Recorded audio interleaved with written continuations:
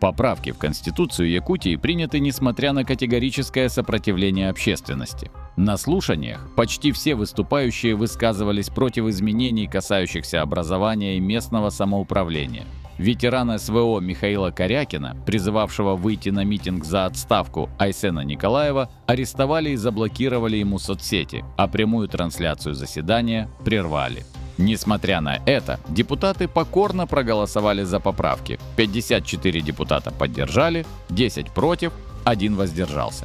Этот законопроект показывает, что вертикаль власти почти завершена, а диктатура одного человека в республике близка к финалу. Проиграли не только оппозиционные депутаты и народ, но и сами поддержавшие законопроект. Их политический вес рухнул, а для всех уже ясно. Ил Тумен мог бы управлять республикой одним департаментом. Поправки не защищают интересы граждан, а лишь усиливают контроль сверху, и теперь важно выходить и отстаивать свои права законным способом.